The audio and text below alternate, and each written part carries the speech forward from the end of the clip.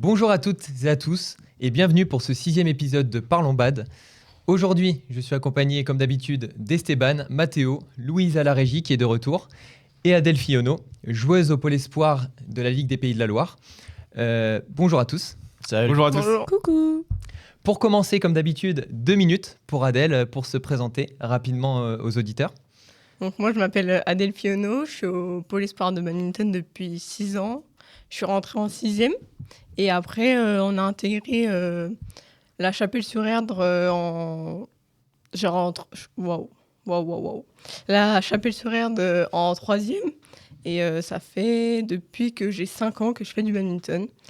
Et je suis quadruple championne de France de badminton et médaille de bronze au championnat d'Europe en double dame. Ok, le tout à 17 ans. C'est ça. Le Ok, tout à d'accord. 17 ans. Et oui, à la Chapelle, c'est le nouveau Krebs du coup qui vient Oui. d'être construit.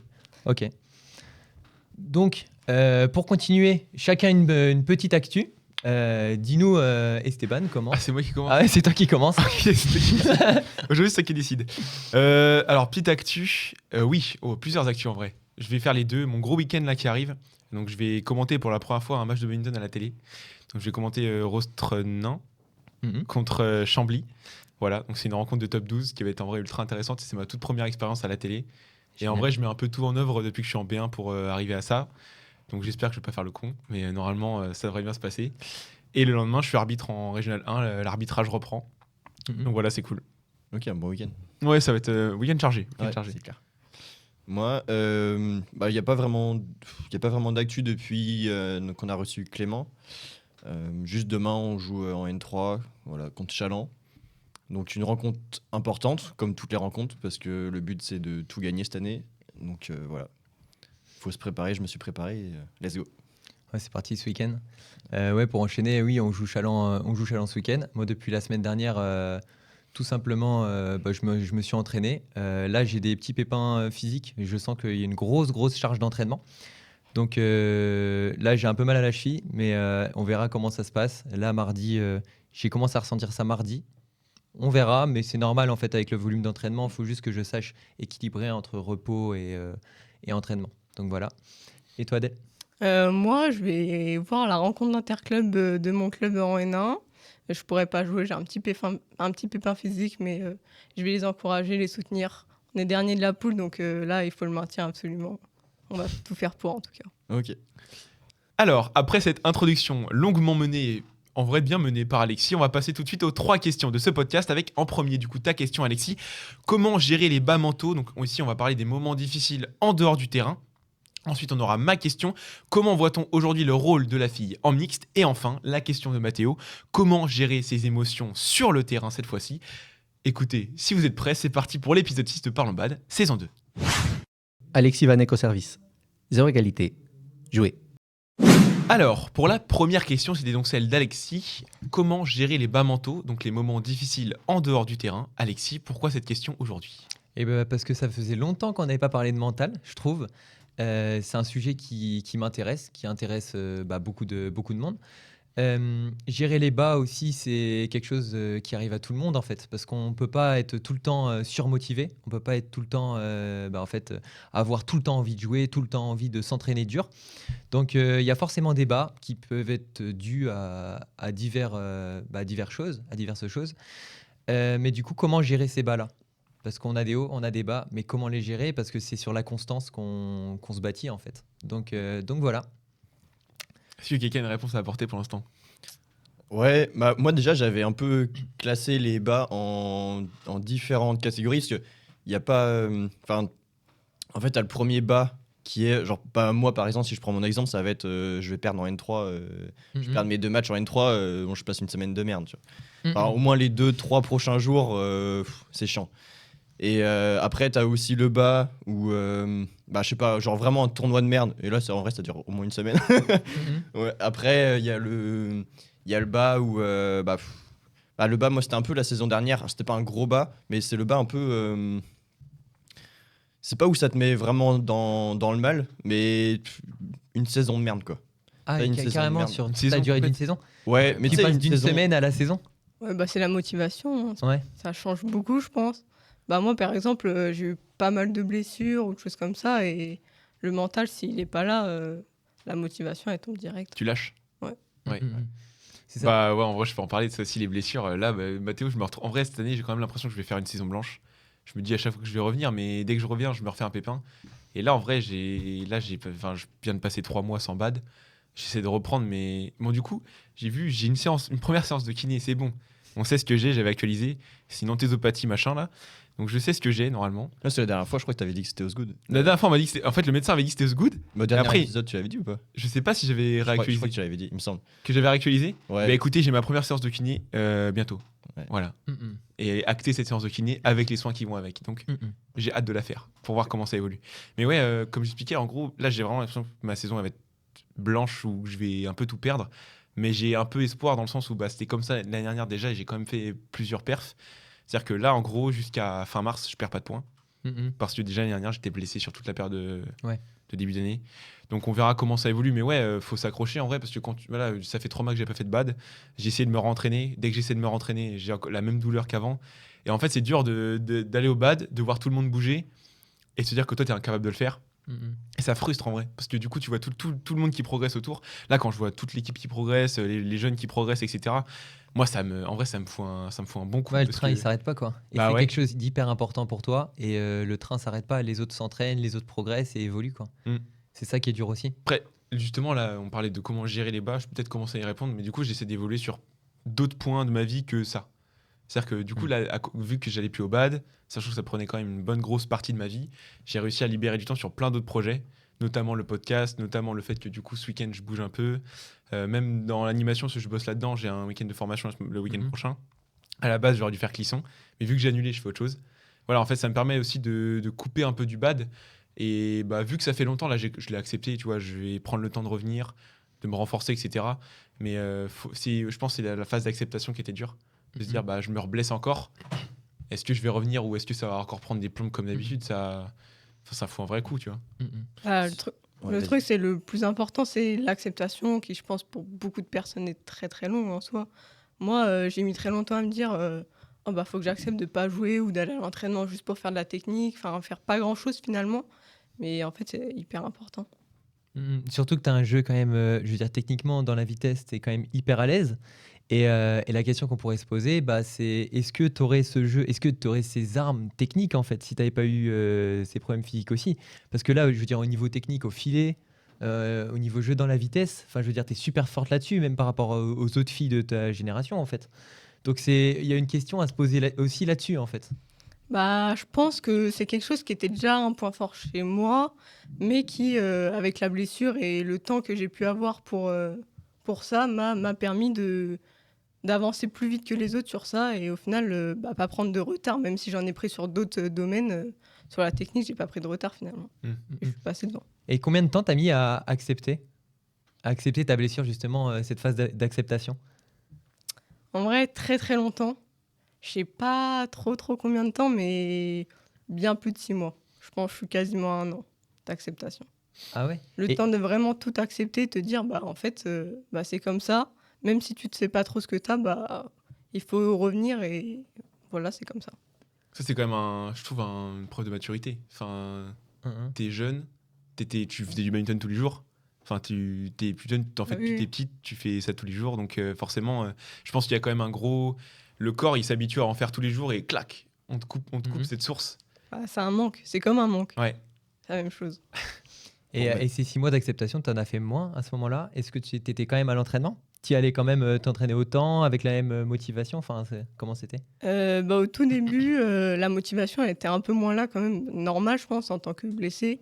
Mais j'y allais toujours 2 fois par jour parce que ça me tenait à cœur d'aller toujours à l'entraînement et de me dire je suis toujours là avec le groupe et tout ça. De voir du monde parce qu'en fait rester dans sa chambre à rien faire, ça nous apporte rien. Donc c'est aller à l'entraînement, faire d'autres activités, discuter, en fait ça fait toujours du bien. Ouais, il faut être suivi en fait, enfin, à ce moment-là. Faut pas se couper. Hein. C'est Ouais. ce qu'il faut se dire. En fait, il faut être suivi. Mais en fait, ce suivi en Pôle Espoir, tu as la chance en fait, d'avoir un suivi constant, dans le sens où tu es avec des gens du BAD tout le temps. Il y a un staff médical autour, il y a tout ça. Et en fait, tu es suivi. Donc, en fait, tu peux continuer, quoi. Parce qu'on peut avoir, je sais pas, si tu es hors structure, en fait, tu peux vite avoir tendance à tu te prends ça dans la tête, t'es plus obligé d'aller à l'entraînement, il y a personne, t'as pas de planification, t'es pas suivi à côté par quelqu'un qui te dit ce serait bien que tu fasses ça, ce serait bien que tu fasses ça, et du coup tu le fais pas. Et pourtant, c'est hyper important de continuer à à voir les potes, à voir les entraîneurs. Enfin, je pense qu'on peut vite tomber dans un truc, tu vois. Tu te dis, si t'étais resté dans ta chambre, bah, en vrai, c'est un peu la dépression, quoi. Enfin, Bah. Moi, c'est un peu ça qui m'est arrivé en début de saison, en vrai. Ouais. Bah, Ouais. je me suis coupé, j'ai arrêté les au bad, même pour voir les copains, j'ai arrêté de les voir. Et à chaque fois, je les voyais, ils me disaient, ah, ça fait longtemps qu'on t'a pas vu. Et en fait, je pense que j'avais trop cette idée dans ma tête de, bah ouais, je les vois quand c'est badminton. Et au final, il faut que je les vois aussi autre part, tu vois, pour parler, pour discuter de ce qui se passe et tout. Et là, du coup, je me suis dit, bon, je peux pas rester dans ma chambre à rien faire. En plus, mon genou, j'ai mal que quand vraiment je pousse dessus et que je plie la jambe. Donc au final, je peux faire de la technique, il n'y a pas de problème là-dessus. Du coup, j'ai commencé à râler à l'entraînement et à dire, bah, je peux venir, je fais de la distrib. Et moi, ça me va parce que du coup, je bosse. En fait, c'est aussi cette phase d'acceptation où je me dis, bah, le principal, parce que j'ai pas un jeu qui est très technique. Moi, mon jeu à la base, c'est un peu les jambes et je pousse un peu fort. Sauf que bah, quand tu perds ça, tu perds un peu tout ton jeu. Moi, j'ai pas une grande main, donc c'est aussi frustrant de devoir bosser sa main et d'avoir plein de lacunes techniques à bosser. Et en même temps, je me dis, c'est peut-être le temps que j'ai pas pris quand j'étais jeune et je le prends maintenant. Autant le prendre maintenant. Et du coup, bah, j'ai arrêté d'être dans ma chambre à plus l'entraînement. J'ai fait distrib, multivolant, etc. Tout ça, c'est des trucs qui me permettent aujourd'hui de revenir un peu dans la boucle. ouais. Essayer de voir ça un peu comme une opportunité, quoi. Enfin, c'est dur, hein, mais je pense qu'il faut vraiment voir ça comme une opportunité. Ça permet de travailler d'autres choses. En fait, t'as jamais travaillé vraiment la technique et aujourd'hui, t'as l'opportunité. Donc, il faut la saisir. Et il y a un truc qu'on dit pas assez, c'est que au badminton, la blessure, j'ai l'impression qu'elle est quand même omniprésente en fait. Tu peux pas passer à côté. Moi, je connais personne qui n'a pas eu à un moment une blessure. Enfin, il y en a. Mais non, mais il y en a quelques-uns. C'est des exceptions. Il y en a quelques-uns. Mais je connais en tout cas personne qui s'entraîne beaucoup, minimum 3 fois par semaine, et qui passe pas par des blessures. Ouais. Je veux dire, regarde Mathéo, l'année dernière, tu as eu une contracture à un moment. À 2 moments. Tu as eu 2 moments, 2 contractures. Esteban, tu es souvent blessé. Moi, là, je m'en rends compte parce que j'ai un gros volume cette année. J'ai des petits pépins à droite, à gauche. Mais je pense qu'en fait, il faut accepter le fait que dans le badminton, la blessure, elle est omniprésente. Et là où on a une grosse chance, c'est qu'on est dans un sport où il y a le côté tactique, technique, physique. On utilise tout le corps. Donc, je veux dire, tu te blesses en bas, tu peux faire le haut. Tu te blesses en haut, tu peux faire le bas. Tu peux toujours aller chercher de l'analyse tactique. Tu peux aller chercher de la maturité là-dessus. Tu peux chercher sur le côté mental. En fait, on a la chance d'avoir ce sport, mais par contre, on passera pas à côté de la blessure, en fait. C'est pour ça qu'en fait, il n'y a pas d'autre choix que d'un moment accepter le fait que dans ce sport, il y est souvent. Et j'ai discuté ce midi un peu par hasard avec l'entraîneur du pôle France d'athlétisme. On a discuté et c'est c'était l'entraîneur de Christophe Lemaître, par exemple. Ok, oui. Donc assez incroyable de pouvoir échanger. Et il disait que dans l'athlétisme, la blessure, c'est horrible. C'est la fin du projet. Parce que eux, quand ils courent, tu te fais les croisés, ta carrière elle est finie.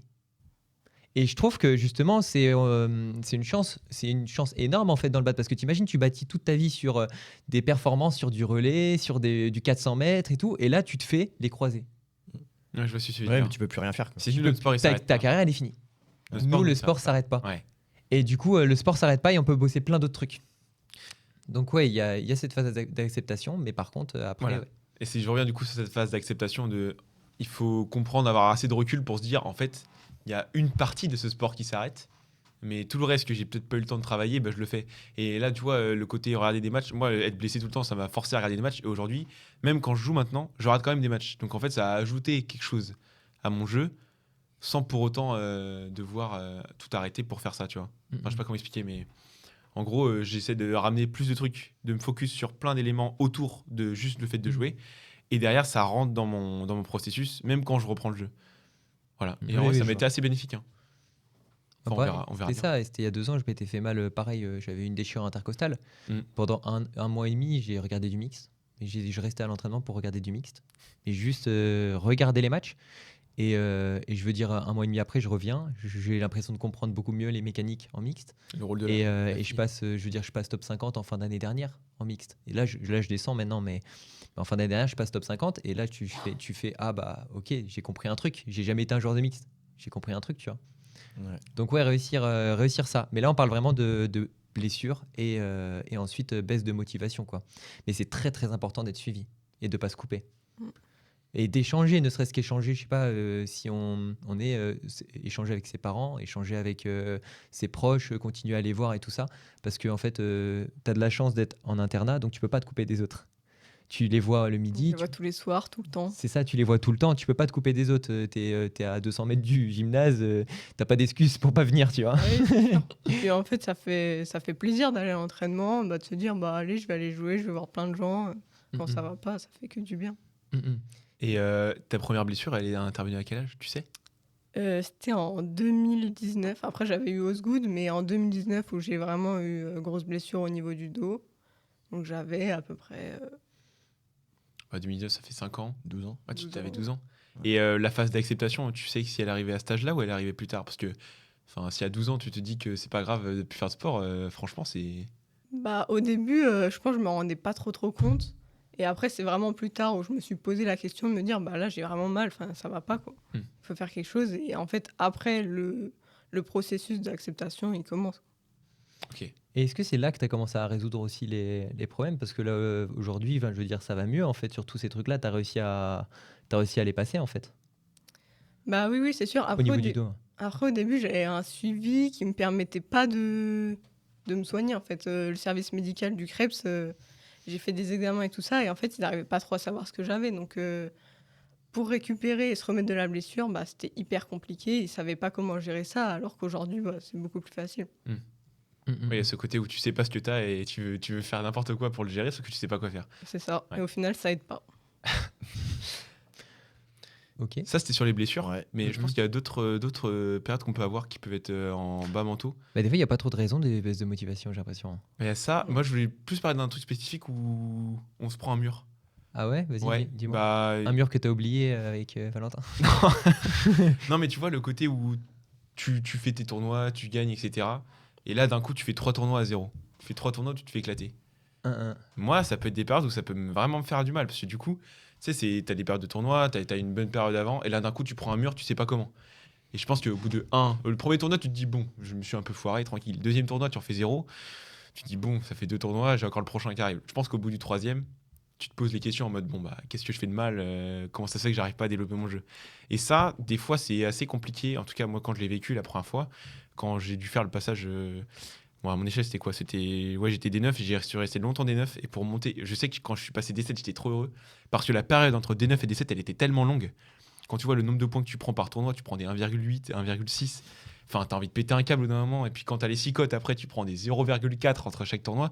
En vrai, moi, je suis un peu devenu fou à cette période. Et là, ça va mieux parce que maintenant, les tournois, ils valent plus. Mais ouais, sortir du D9, c'est aussi pour moi une période difficile. En vrai. Ok. Et ouais. Et concrètement, qu'est-ce que t'as mis des choses en place? Bah, j'ai fait plus de tournois.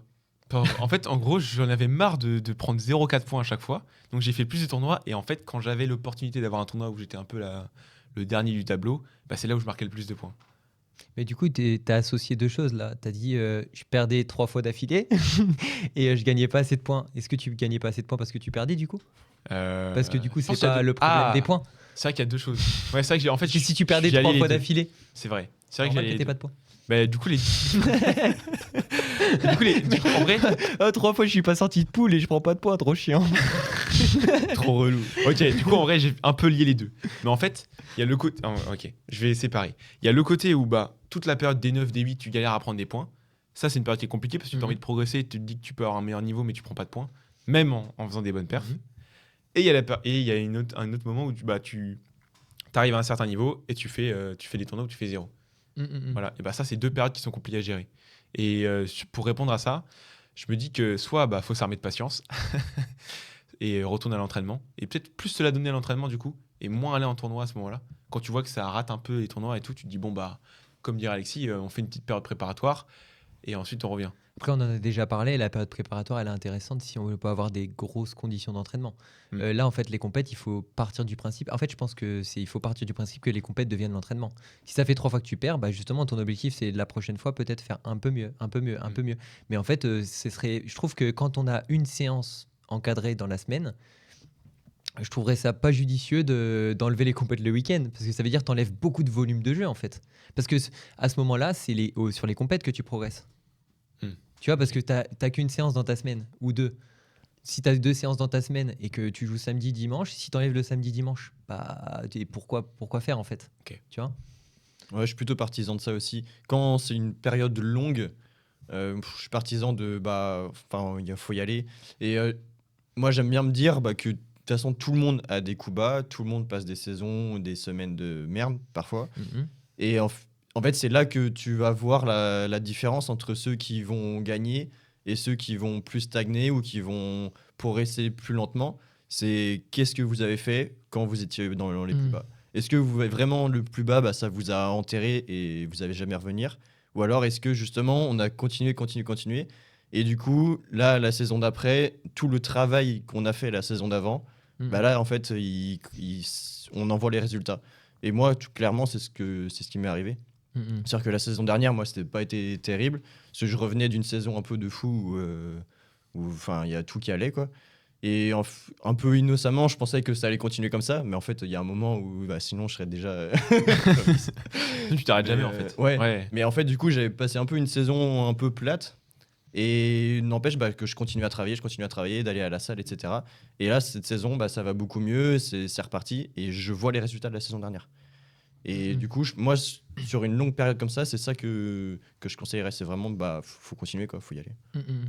Ouais. Et ces périodes-là, vas-y, Adèle, t'as un truc à dire? Bah, je pense aussi ça permet de prendre de l'expérience parce que peut-être ce week-end-là tu vas perdre parce que tu as aussi une poule très dure.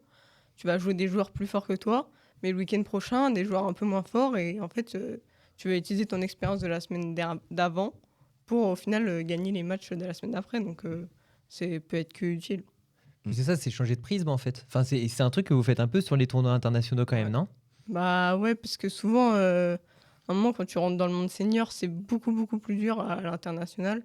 Donc forcément, les premiers tournois que tu fais, c'est dur et tu perds. Et à un moment donné, tu te rends compte que tu passes un tour, 2 tours. Bon, le tournoi d'après, tu repères. Après, tu repasses des tours. Enfin, en fait, c'est tout le temps ça. Et à un moment donné, faut espérer que ça marche. En fait, tu vas avoir une vision long terme, quoi. Une vision sur la saison et arrêter de voir ça sur la compétition en elle-même. Et la compétition en elle-même, en fait, c'est un truc parmi une saison, quoi. Faut voir En fait, c'est une progression dans l'ensemble, quoi. Bah oui, parce que ouais, je suis assez d'accord avec ce que tu dis. Parce que, en fait, un tournoi, ça va te donner un truc. En fait, la saison, elle est hyper longue. Donc, oui, tu as perdu ce tournoi-là. Mais celui d'après, peut-être tu vas gagner. Tu vas encore gagner celui d'après. Donc, en fait, on sait pas de quoi l'avenir est fait. Mhm. Ouais, et même sur plusieurs saisons. Parce qu'en fait, moi j'ai l'impression que tous les coups durs, les baisses de motivation, les bas, les blessures, c'est des éléments qui du coup font prendre en expérience, comme Adèle dit, et permet, pour moi je vois le côté connaissance de soi. Ça te permet de mieux te connaître.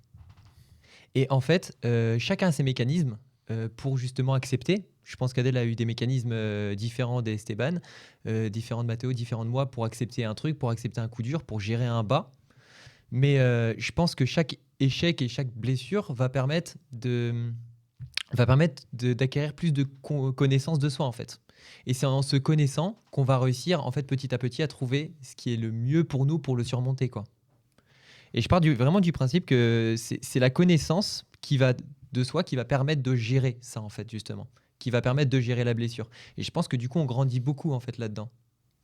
Et c'est peut-être plus dur, je sais pas, c'est peut-être plus dur, mais comment. Moi, ça m'intéresse de savoir, pour vous trois, quand vous avez une baisse de motivation ou quand il y a un bas, qu'est-ce qui vous motive vraiment en fait? Enfin, qu'est-ce qui fait que vous restez là? Parce que je veux dire, il y a plein de personnes qui, si elle avait les blessures par le passé d'Adèle, auraient arrêté en fait. Qu'est-ce qui te motive par exemple? Je sais pas, moi je me dis, en fait, ça fait depuis que j'ai 5 ans que je fais du badminton, j'ai donné plein de temps au badminton, donc c'est pas pour une blessure que je vais m'arrêter comme ça. Et le projet, s'il s'arrête comme ça d'un coup, c'est pas possible. Donc faut toujours persister, même si en fait il y a un bas. Mm. Mais du coup, c'est une giga force mentale, ça, parce que Ouais. je veux dire, t'as plein de personnes qui auraient largement arrêté depuis longtemps. Et du coup, tu fais ça par rapport à tout ce que t'as fait avant? Ou est-ce que tu fais ça juste parce que t'aimes, en fait, t'as envie de revenir à un moment et tu sais qu'à un moment tu vas revenir et que tu vas pouvoir rekiffer sur le terrain, quoi?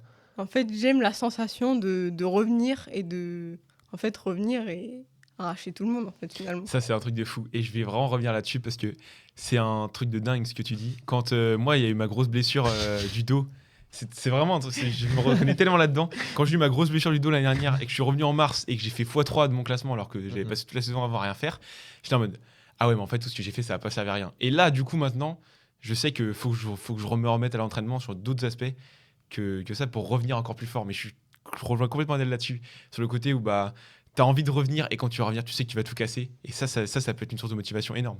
Et les grands bas génèrent les grands hauts, en fait. Ouais. Si tu as un grand bas, si tu gagnes après, c'est d'autant plus haut, tu vois.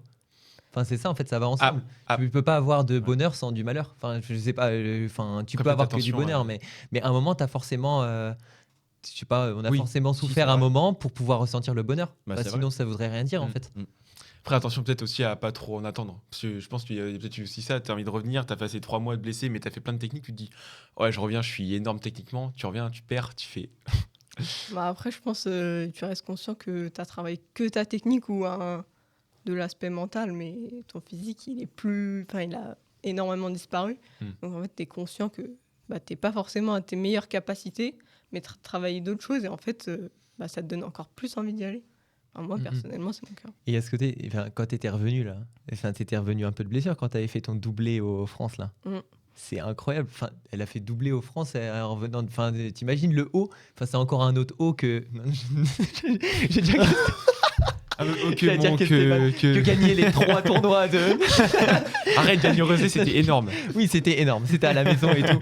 Mais je veux dire, t'es blessé, tu reviens, t'as bossé, tu t'es forcé à aller tout le temps à l'entraînement. Et tu reviens, tu gagnes les France sur 2 tableaux. Enfin, c'est quand même.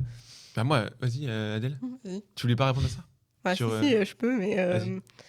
Toute l'année, j'avoue, j'ai galéré cette année-là. Je me suis dit, mais c'est pas possible, il m'arrive tout le temps quelque chose. Mais en fait, je sais pas, le week-end des championnats de France, j'avais encore des douleurs, j'avais toujours mal. Mais je me suis dit, de toute façon, c'est le tournoi, faut y aller, en fait, finalement. Que je perde ou que je gagne, il n'y a personne qui me dira quelque chose, j'ai été blessée toute l'année. En fait, j'y suis allée détendue et j'avais super mal, mais tout s'est bien passé. Donc, tu as gagné en mixte et en double dame. Oui, c'est ça. Mais tous ces trucs-là, ils se résoudent petit à petit, en fait. Donc, il y a ce côté-là. En fait, petit à petit, tu résous les trucs et tu grandis. Là, je veux dire, c'est aussi le côté que tu sois en croissance. Et par contre, c'est vrai que, je veux dire, les résultats de ouf par rapport à ça, quoi. Puis après, je pense que Adèle, au bout d'un moment, si tu me dis si je me trompe, mais au bout d'un moment, t'enchaînes les blessures.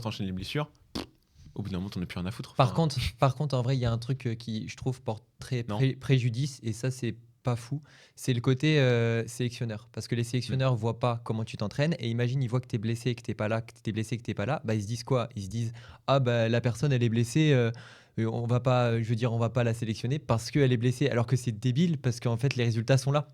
Et même blessée, en fait, elle est capable de ça. Donc, ça, c'est un côté, c'est juste comme ça, mais je trouve ça dommage parce que ça porte préjudice, alors que justement, tu te bats, en fait. Tu te bats pour pouvoir être sélectionné quand même. Et ça porte préjudice là-dessus. Et moi, je pensais souvent à ce cas-là de la blessure grave et revient sur... Moi, j'en parle souvent de Arsène Serre. Le mec, ce qu'il a fait, c'est quand même énorme. Le mec se blesse 1 an, il peut plus marcher pendant 1 an. Il revient champion d'Europe. C'est sûr qu'en vrai, c'est super dur. Hein. Et là, aujourd'hui, il est avec l'équipe européenne en Espagne pour les championnats européens. Alors que le mec pouvait... quand il explique, il était pas sûr de pouvoir remarcher. Mais c'est pour ça qu'en fait, il faut voir la personne qui a des blessures, mais il faut voir aussi les résultats qu'elle fait. Et c'est pas parce que la personne a eu des blessures que tu vas te dire, je sais pas, on la prend pas parce qu'elle est blessée, alors qu'il y a les résultats. Parce que à 2 personnes à résultat égal, tu peux te dire, ouais, mais cette personne a été blessée, du coup, c'est pas safe. Alors qu'en réalité, ils ont les mêmes résultats. Pourquoi tu prendrais pas, d'autant plus que la personne se bat contre ça, tu vois. Mais souvent, la blessure, ça fait peur. Hein.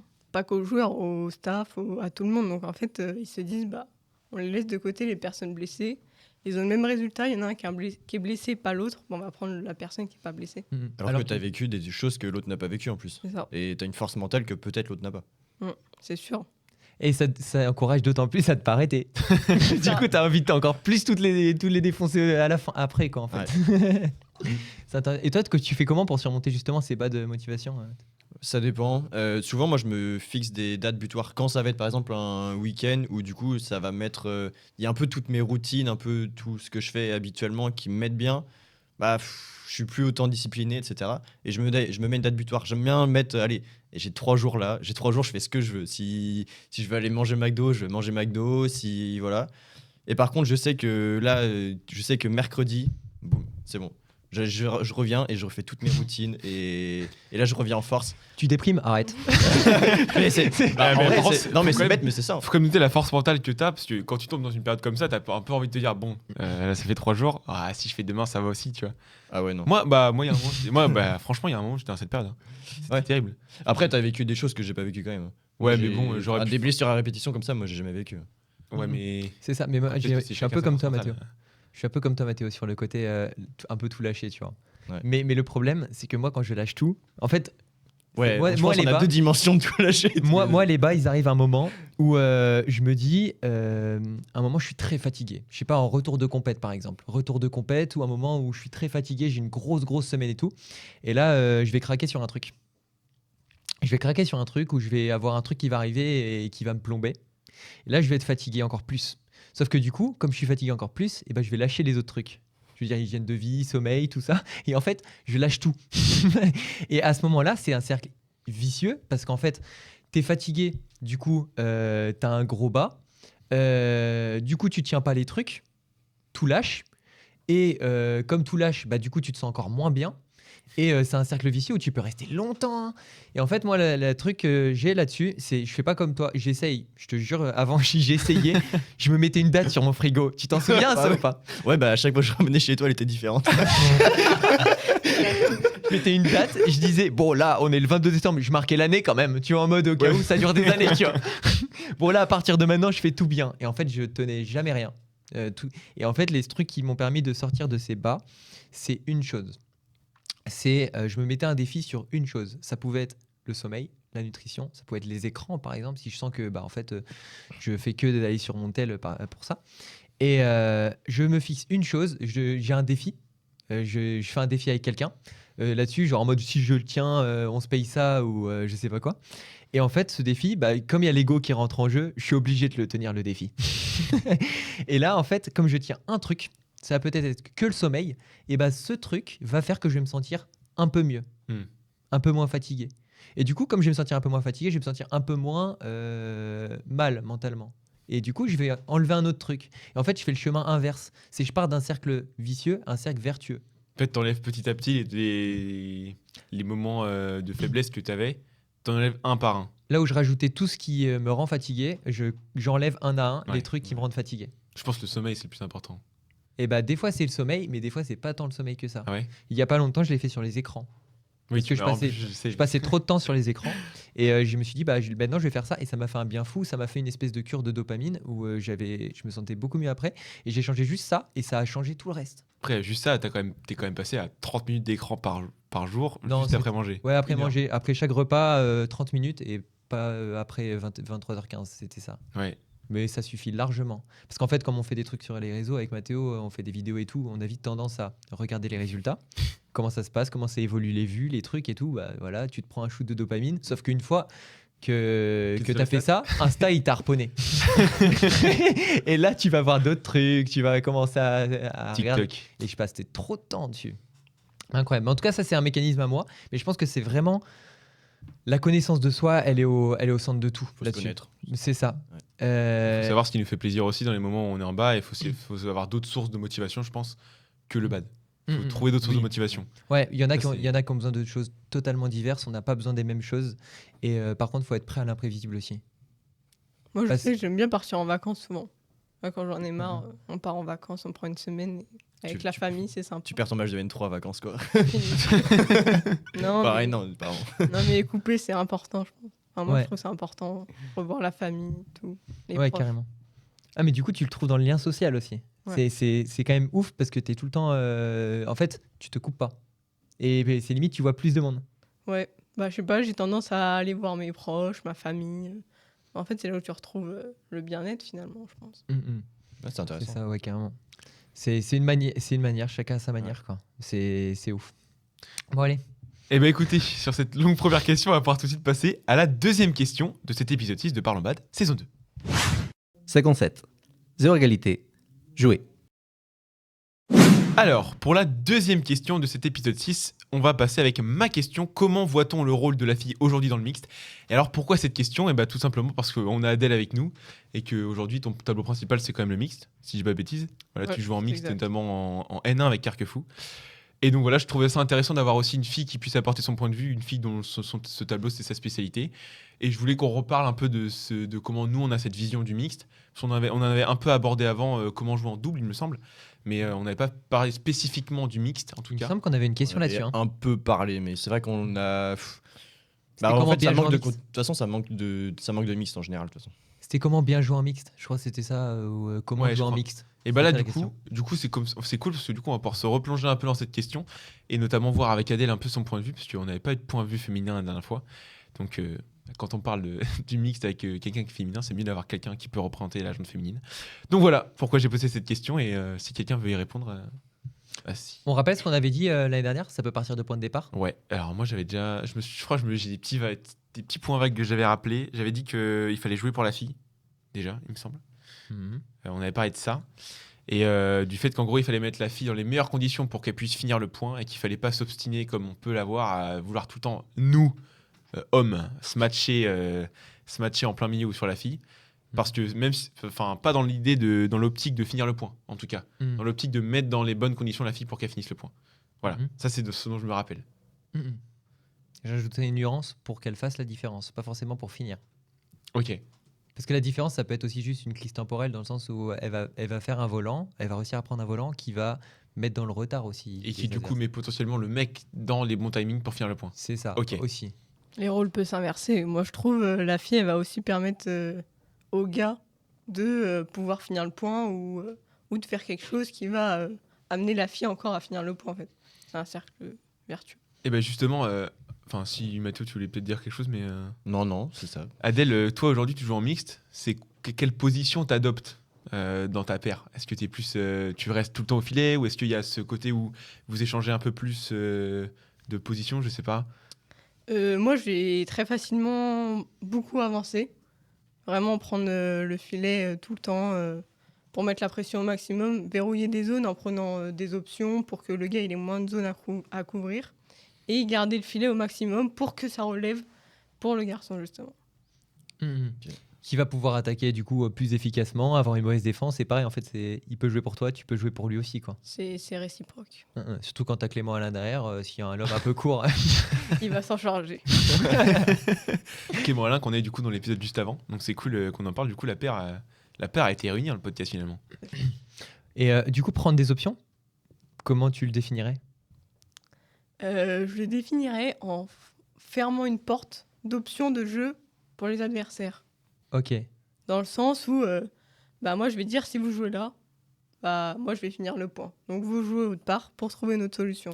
Je les oblige à trouver une autre solution. Et ça peut être à droite, à gauche, ça peut être au filet, ça peut être reculé, ça peut être comment l'option? Ça peut être à droite ou à gauche, ou vraiment option au fil, ou dire, si tu reposes, moi, je kill. Ok. C'est-à-dire qu'en gros, nous on parlait du 80-20 dans les épisodes précédents, donc tu prends une option à 80% et l'autre à 20%. Toi en mixte, tu peux te permettre des fois de prendre une option à 100% pour être sûr d'avoir le volant, ou alors tu dois toujours garder ce côté où tu peux te faire surprendre. Non, il y a toujours le 80-20, parce qu'on sait que oui, je prends cette option-là, mais je peux pas laisser tout le gars. Donc ça va être un 80-20, je vais dire, je prends l'option sur mon coup droit, et par contre, si ça va au fil dans le croisé ou devant moi, c'est à moi. Mhm. Ouais, c'est ça, c'est fermer une porte. Et je sais que Alexis, toi, t'aimes en parler de ça. mais moi, j'ai le même avis là-dessus. Je pense que du coup, tu seras d'accord, mais c'est le fait de fermer un truc, mais être clair sur ses intentions, en fait. C'est sûr que si la fille, elle est pas claire sur ce qu'elle va faire, le gars, il peut pas savoir où ça va jouer, et en fait, il va se dire, faut que j'aille partout. C'est pas possible. Donc en fait, c'est la fille, elle doit se dire, moi, je vais là. Parce que le gars, il te voit, mais nous, on voit pas le gars qui est derrière nous. Donc en fait, c'est prendre une option, se dire, si ça va là, c'est moi qui y vais. Par contre, le reste, je te le laisse. Et c'est ça, parce qu'il faut pas oublier que c'est le garçon qui a la vision derrière, donc c'est à la fille de prendre en premier la décision pour que le mec s'adapte. En fait, si la fille, elle prend pas de décision, personne ne peut la prendre parce que le garçon, s'il prend une décision, la fille, elle la voit pas, donc c'est inutile. Donc forcément. C'est un peu comme le truc de... Tu sais, ça peut être en double, il y a un joueur derrière, il y a un joueur devant. Et le joueur derrière, il se fait balader. À droite, à gauche, à droite, à gauche. Et le mec devant, il attend au milieu. Si il va pas à un moment montrer qu'il va aller l'aider, donc se reculer et ouvrir la porte vers l'avant pour l'autre, Je sais pas si c'est clair, tu sais, quand tu te fais balader droite-gauche, au fond, le mec, il fait l'essuie-glace, à un moment, il En fait, faut n'arrive que- plus à l'avoir. Ok. Si celui de l'avant commence pas à montrer qu'il va aller de l'autre côté pour aider, bah en fait, l'autre est condamné à courir et à un moment Ouais, rater le volant. éternellement. Et même s'il prend l'option et qu'il montre qu'il va y aller et que l'autre est pas, celui du fond, il est peut-être pas en retard. Mais celui au filet, s'il montre qu'il va y aller si ça va de l'autre côté, et bah il ira. Et Et l'autre va l'adversaire lui va laisser changer. la place. Ok. Et ça fait peur. Mhm. L'adversaire il va se dire je vais pas jouer là, faut que je joue autre part parce qu'en fait si je joue là, je suis dans la merde quoi. Mhm. En gros, dans l'exemple que tu expliques, c'est en fait, il y a un joueur qui est en train de se faire balader. Mhm. Et au moment où lui il part à droite renvoyer le volant, l'autre il recule à gauche. Bah, il commence à reculer. Pour montrer il commence à montrer qu'il commence Il à va reculer. casser la chaîne. Mhm. Ok. Il anticipe le croisé, si tu veux. Et dans ce cas-là, l'autre va pouvoir potentiellement se ravancer. Mhm. Ok, ouais, je Ouais, vois. c'est ça. Et du coup, ça, c'est un peu le rôle de la fille dans le mixte. Mhm. Après il y en a que je sais que moi j'adore faire ça. Je le fais tout le temps. Alexis, je pense qu'il en est témoin. Mais il y a des filles qui en prennent pas spécialement et qui se disent moi vraiment je prends un peu partout. Et en fait le gars il se retrouve à vraiment contrôler le mi-cours et sans prise Mhm. d'option particulière en fait. Cette fameuse zone de divorce qui, en fait, quand toi, tu prends l'option pour zone de divorce, ça peut être un point d'appui pour toi. Finalement. C'est souvent une zone qui est visée. Alors, la zone de divorce, c'est comment l'expliquer pour un terrain de bad, c'est à peu près la zone juste après la ligne de service, Bah, dans les c'est la zone, couloirs. qui est, la zone Entre de les deux divorce, donc c'est la zone qui est entre les deux joueurs. entre les deux joueurs. Ok. Voilà, s'ils sont côte à côte, c'est au milieu. S'ils sont un devant derrière, c'est mi-cours. Et c'est souvent une zone qui est visée en mixte. Plus on avance dans les niveaux, plus c'est une zone qui est justement parce que les deux joueurs sont à même de prendre le volant. Donc si personne prend d'option sur ce coin-là, Mhm. on ne sait pas à qui c'est d'y aller. Donc en général, ça crée de la Mhm. pas une distorsion, mais un manque de communication. S'il n'y a pas de communication claire, c'est sûr que le point va marquer. Et les volants du filet, c'est ceux qui arrivent le plus vite chez l'adversaire. Et donc, en fait, forcément, quand tu regardes en mixte, je pense ce serait intéressant de faire des stats ou de faire une étude là-dessus. C'est souvent la fille ou le gars qui est le plus haut au filet qui gagne les points. Enfin, c'est souvent que là, la différence, elle se fait. S'il y a une paire qui est haute et une paire qui est basse, c'est souvent cette paire qui est haute qui va gagner les points. Donc, en fait, c'est prendre une option, ça va permettre d'être haut, d'être favorable, en fait. Au lieu de, parce que si on est au milieu, que ça aille à droite, que ça aille à gauche, on va être neutre. Donc on va être à peu près à la hauteur du filet. On va pas être en position vraiment d'attaquer. Par contre, la fille en face, peut-être que oui. Et si la fille en face est du coup raquette haute parce qu'elle a pris l'option, et ben elle va être forte quelque part.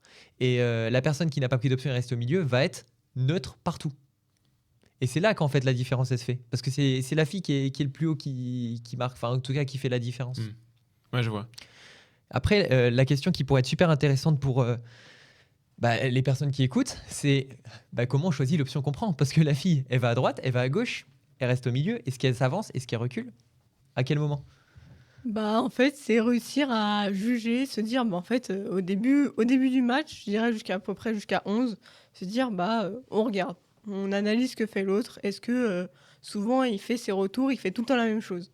Se dire, je serre et je prends cette option-là. Ou je pose et je sais qu'il fait tout le temps la même chose. Donc, se dire, je vais fermer cette zone-là, parce qu'en fait, il fait tout le temps ça. En fait, c'est réussir à analyser le jeu avec la vision du jeu, quoi, finalement.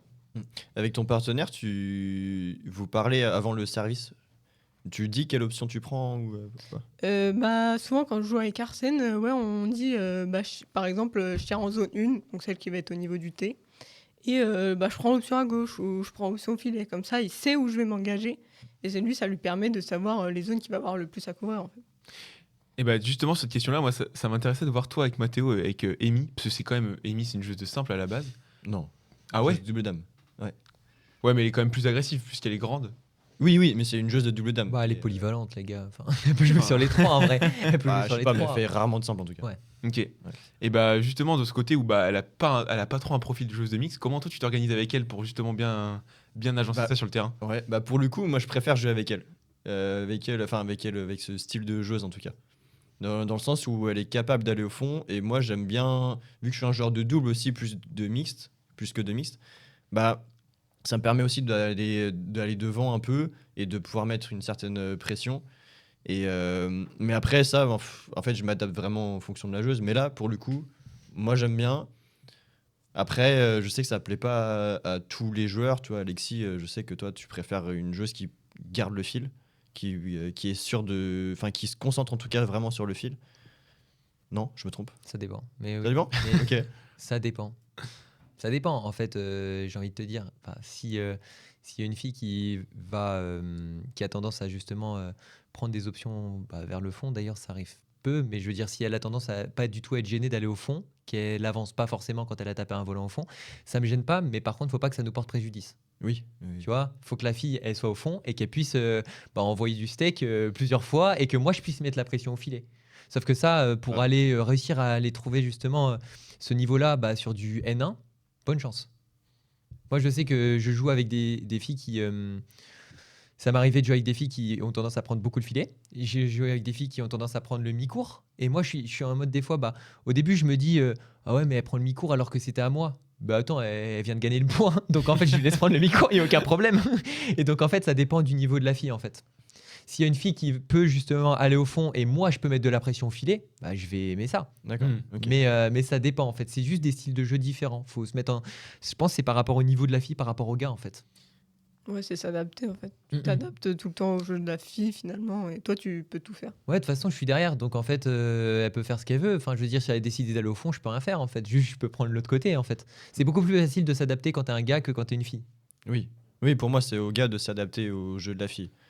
Pour moi, en tout cas. Parce que je veux dire, en interclub, par exemple, en mixte, Émilie, Andrés, Ouais. je veux dire, si tu tapes un volant d'un côté, ça lobe de l'autre, si tu y vas pas, il y a personne qui va.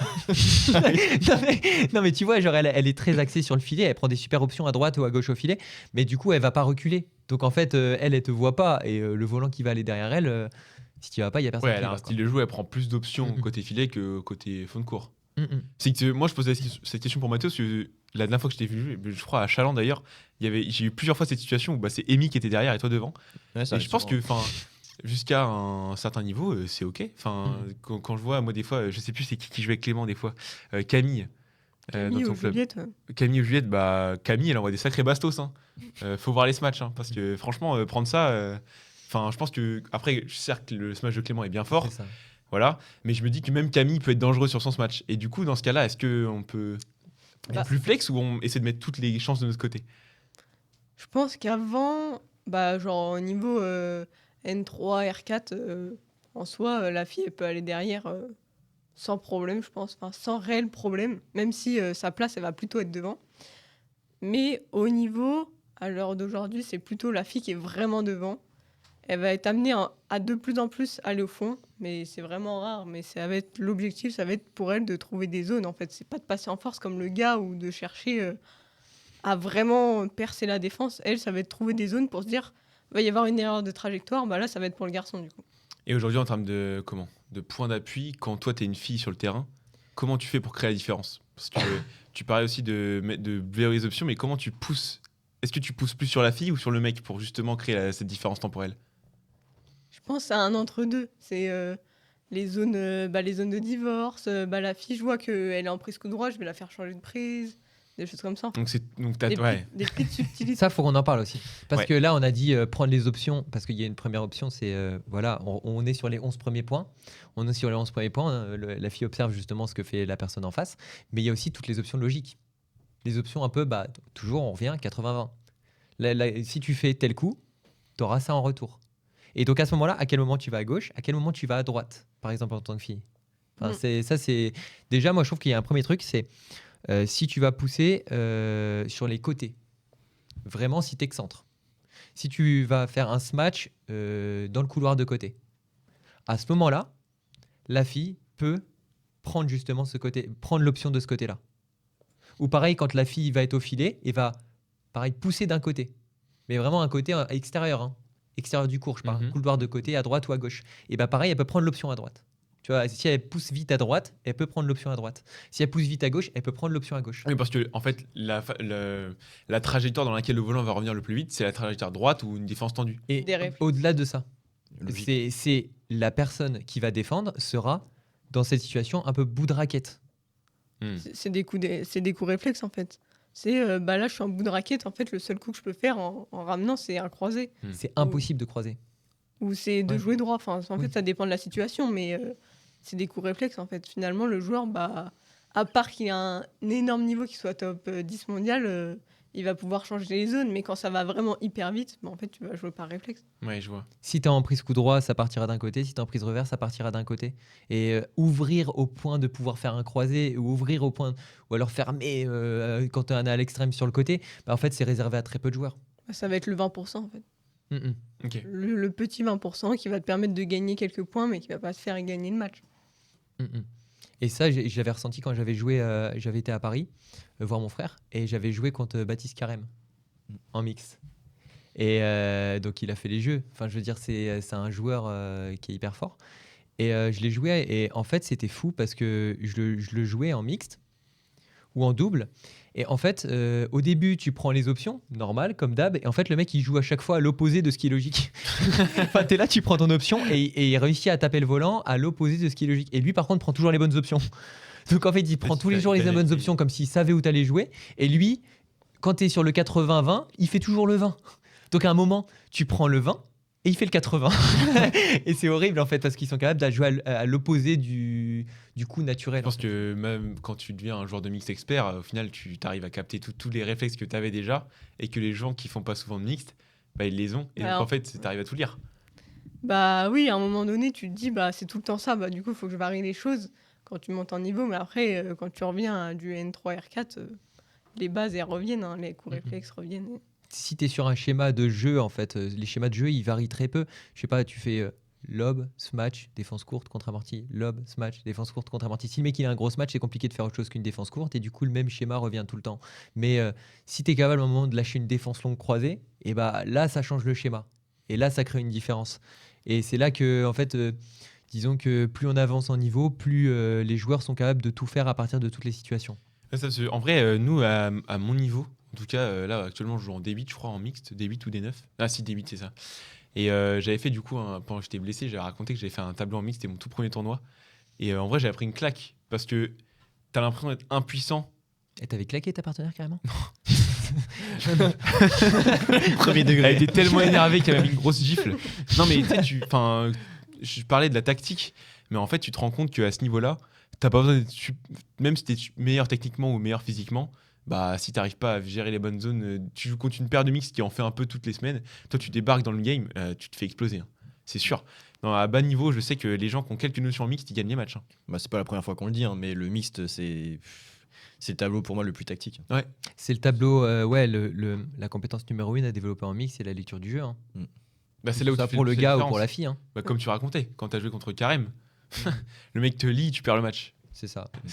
Il sait ce que je vais faire et je sais jamais ce qu'il va faire. Donc forcément, on perd le match. C'est pas facile dans ces Mais tu vois, c'est là aussi où du coup le mixte est vraiment important parce que je pense que quand t'es une fille et que tu commences à prendre de plus en plus d'options, au final le mec il a juste à suivre derrière, il voit que t'as pris l'option, il sait ce qu'il veut faire derrière. Après il y a aussi ce côté où du coup tu dois communiquer avec ton partenaire, tout ce qui est défense.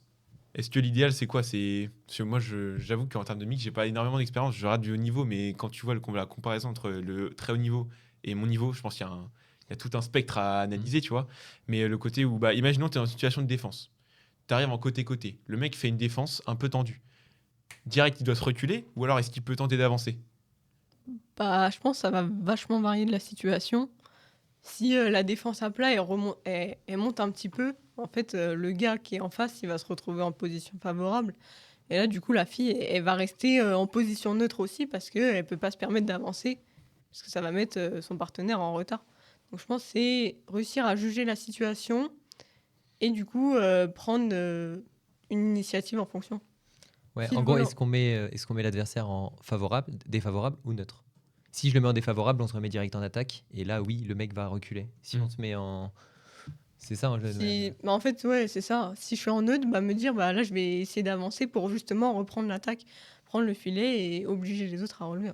Mais si je suis en défavorable, rester neutre, en fait. Pas chercher à prendre l'avantage, c'est pas possible. Et on a eu Martin dans le premier épisode de la saison 2. Il a parlé des 4 premiers coups en double et en mixte. Et si pour toi, les 4 premiers coups décident de qui va gagner le match? Qui va gagner le point?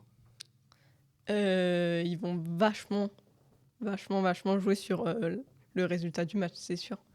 Parce qu'une paire qui est hyper forte sur les 4 premiers coups, elle va défoncer une paire qui ne sait pas jouer dans les 4 premiers coups, mais qui par contre dans le jeu est forte. et elle va se faire défoncer par la paire qui connaît tout dans les 4 premiers coups. En fait, c'est là que le point il se joue. Si le service il est mauvais, bah Déjà le service. le retour c'est compliqué. Mm. Enfin, le C'est avec le troisième- service, t'as vu la pression qu'il y a sur le service. Ouais. Même Le quand- pied sur la ligne, si tu sers mal, c'est mort. Et si tu commences à servir une fois mal, la fois d'après tu sers mal encore. Et après, tu te dis, oh, faut que je fasse peut-être un service long. Puis tu rates ton service long, le mec te met une sale bûche. Ah, c'est terrible. J'ai une petite question qui dévie de la question de base, Mhm. mais je suis hyper curieux. Tu les travailles ces 4 premiers coups et comment tu les travailles si tu les travailles? Je pense que je les travaille toutes les semaines. Ouais. Et j'essaie de les travailler tous les jours parce qu'en fait, c'est super important. Et je les travaille soit en faisant juste du service, simplement. Ouais. Après, je vais souvent essayer de faire service-retour ou avec 3 joueurs, par exemple. Il y en a un qui sert, il y en a un qui retourne. Et après, il y a une paire il y a une personne qui est avec moi. Mm. Et du coup, on fait 3e, 4e. Après, souvent, on s'arrête au 3e. Mais on essaye de le travailler le plus souvent possible. Tu t'entraînes sur l'option. Genre, tu vas lui dire, bah moi, là, on va travailler dans ce cas de figure où bah, toi, t'es gaucher. je prends cette option-là et genre, comment lui va s'adapter. Ouais, c'est ça. Ok. Se dire, bah moi, je vais là. Donc, si ça va là, bah qui y va, en fait? Parce que c'est pas le jour du match, tu te dis, ah bah en fait, qui aurait dû aller? Non, c'est pas possible. Du coup, à Ouais. l'entraînement, on essaie de le travailler, se dire, bah si ça va là, on fait comment? Ok. Comment on gère la situation, en fait? Ok. Mais je pense que plus le niveau monte, plus c'est quelque chose qui est travaillé, en fait. Quand je suis allée à Strasbourg au mois d'octobre, j'ai pu faire une séance d'analyse vidéo avec les coachs et j'ai analysé les Chinois, Zheng Ziwei, Oui. qui sont champions olympiques, sur leur zone de service. En fait, ils font quasiment tout le temps les mêmes services, donc il y a un 80% qui est tout le temps le même, mais qui font à la perfection, en fait, et qui savent que s'ils servent là, bah, ça sera tout le temps le même retour. Et en fait, c'est gagnant. Tu peux rien faire, c'est comme Ouais, ton mais c'est- ouverture ouais. aux échecs, quoi. La même chose. Tu la connais par cœur. Jusqu'à ce qu'il y ait un coup qui diffère. Et une fois qu'il y a un coup qui diffère, tu sais pas où ça va. Mais en général, ouais, j'aime bien ta comparaison. C'est pas mal. C'est les 20% le coup qui diffère. Ouais, c'est ça. Ça, ouais. C'est ça, ouais, ça peut arriver. Mais il y a beaucoup de data qui sont faits autour de ça. Mais en tout cas, juste pour revenir sur les options, il y avait ce truc de on excentre sur le côté. Si j'excentre sur le côté, je vais avoir souvent un truc droit. Ok, un retour droit. Que ce soit la fille qui excentre à droite ou à gauche. Je trouve que c'est pour essayer de donner des principales options, des trucs aux gens en fait à appliquer directement. Si vous excentrez dans les couloirs de côté, souvent il va y avoir un retour droit. Ok. Si vous tapez au centre, potentiellement ça peut aller croiser. Donc c'est là, il faut faire attention au croisé. Ça dépend qui le tape le volant. Quel croisé finalement. Ouais, ça dépend qui tape le volant. Mais de manière générale, si c'est la personne en face de toi qui tape le volant, ça risque d'aller croiser. Si c'est la personne, si c'est l'autre personne, bah, ça peut varier. Bref. Sinon, un truc, quand le gars fait un smash, il vaut mieux avoir une base qui est quand même assez reculée parce que ça peut arriver très peu. C'est rare que ça va arriver très proche du filet. Au contraire, si le gars pose et juste fait descendre le volant sans beaucoup de vitesse, là, faut être prêt à verrouiller le filet. Et là, c'est là que je trouve que la différence, elle est déjà vraiment grande. C'est aller légèrement à droite si mon partenaire joue à droite, aller légèrement à gauche si mon partenaire joue à gauche, et avancer s'il met pas de vitesse, et reculer s'il met de la vitesse. Tu vois ? Ouais. Et surtout ce truc de mon partenaire fait un amorti, j'avance pour verrouiller le filet. Parce que si je reste loin, et que les adversaires jouent proche du filet, je le prendrai main basse.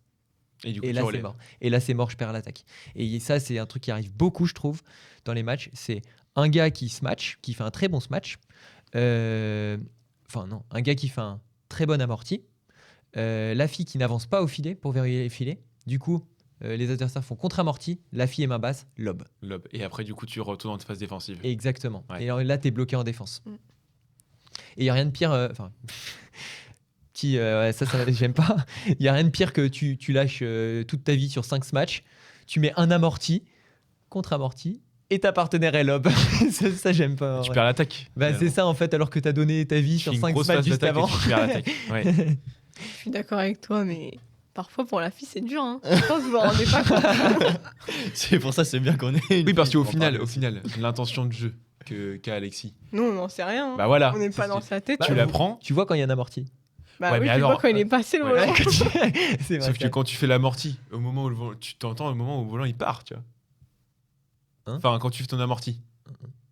la fille qui est devant. Mhm. Elle sait que tu fais un amorti quand elle entend le volant partir. Non, quand elle le voit pas la passer, parce qu'il Passer. y a du bruit quand elle Oui, le voilà. voit passer. Donc par contre, ça va être un truc, c'est vrai que ça va être un truc un peu au dernier moment. Donc Bah pour oui. réussir à prendre l'option, surtout que tu as des chances de avancer vers le filet et en fait on te met un croisé et là c'est la galère quoi. En fait, le gars, il voit ce que la fille va faire et il sait ce qu'il va faire. Mhm. Donc en fait, il sait toujours ce qui va se passer.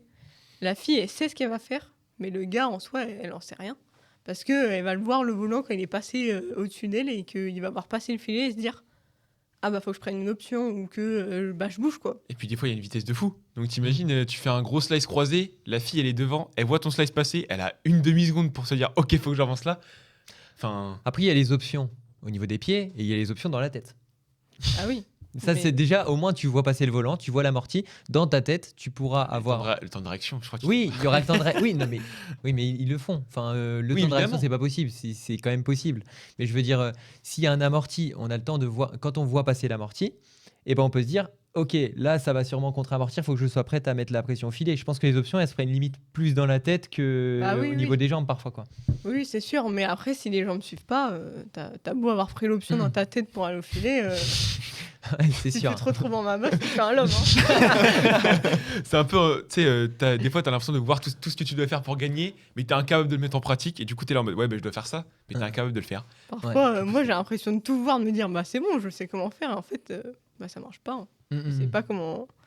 Ça va trop vite, tu vois pas les zones quand c'est dans le jeu, en fait, ça marche pas. Mais je trouve que ça, quand ça va vite, ça plombe un peu, je trouve, en mixte.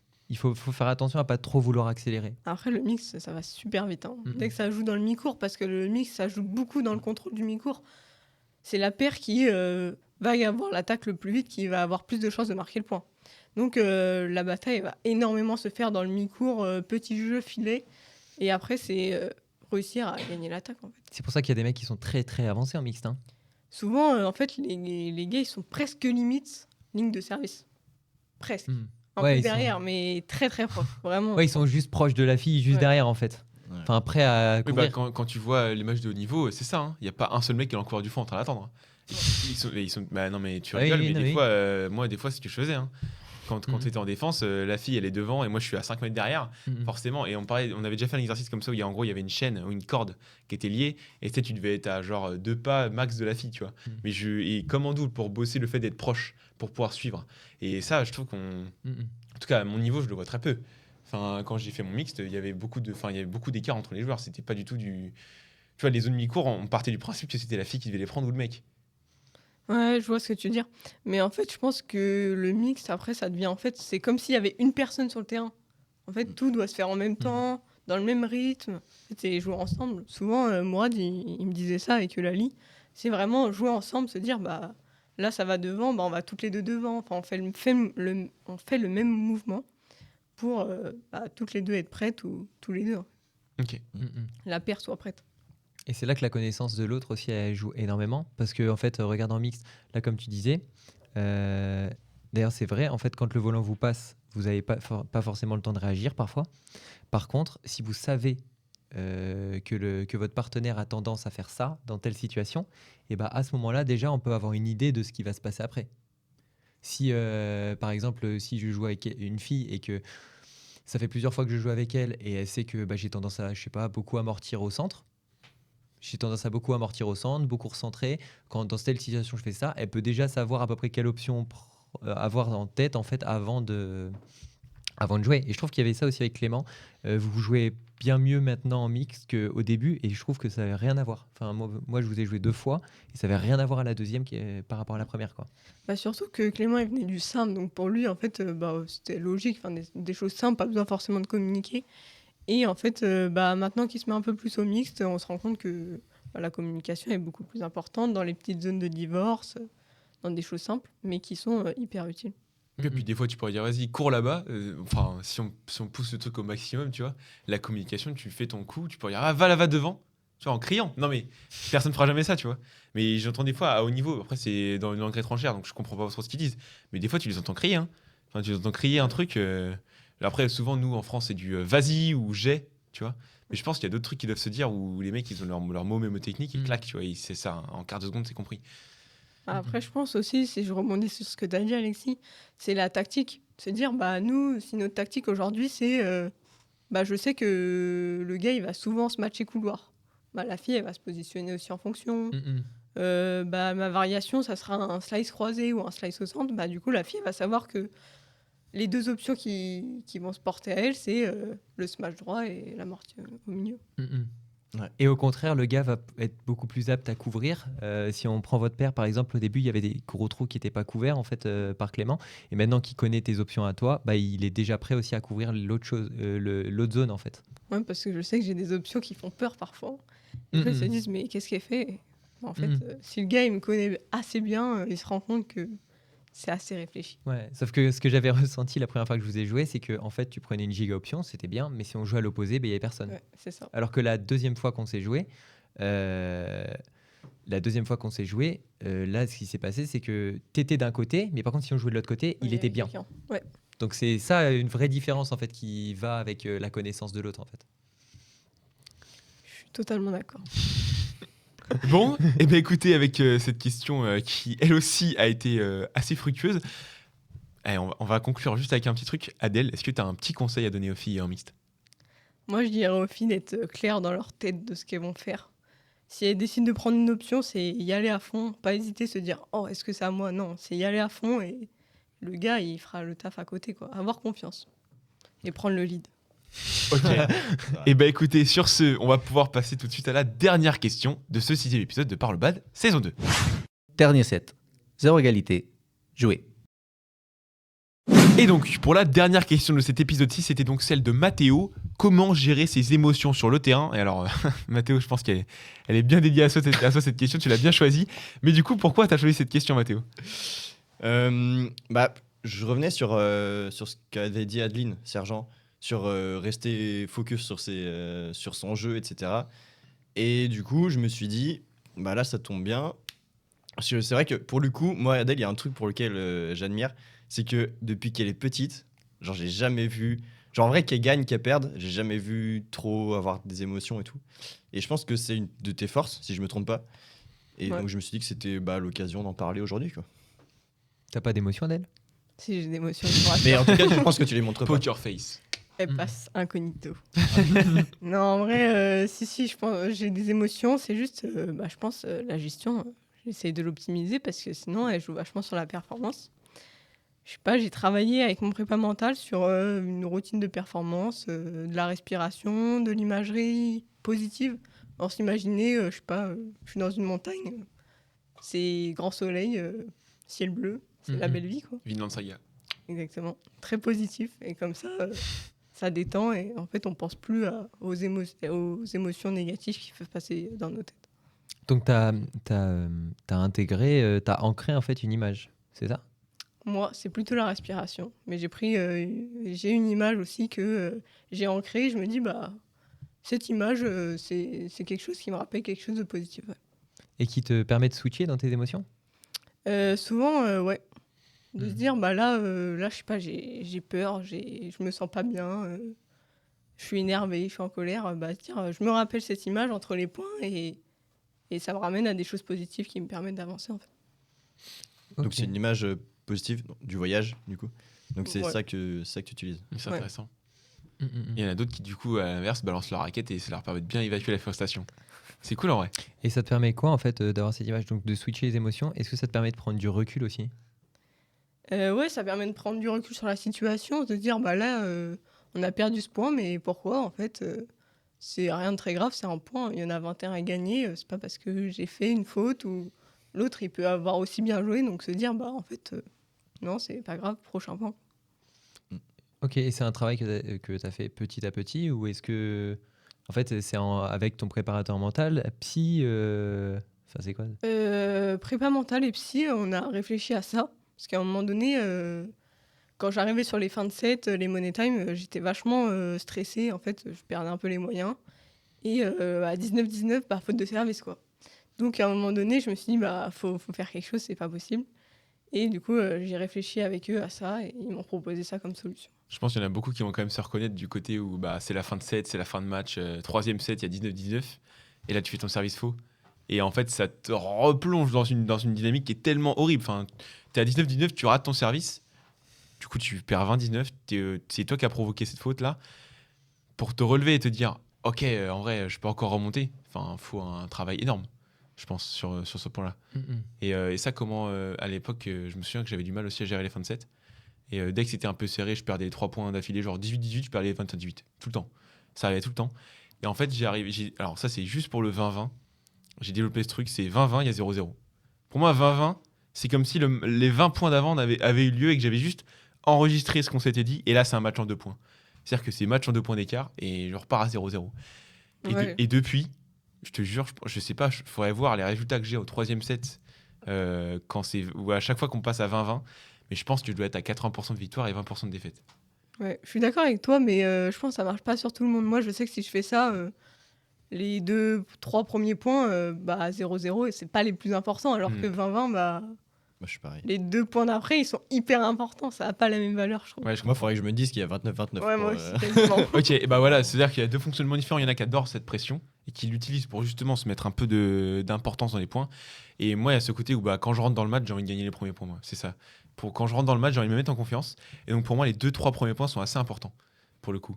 Et c'est peut-être pour ça qui fonctionne chez moi, c'est que du coup, en revenant à 0-0, je me dis, bon, Ouais, voilà, tu mets de l'importance. là, 20-20, c'est les premiers points, il faut être bon dès le début. Et clac, tu vois, clac, je rentre dans mon match.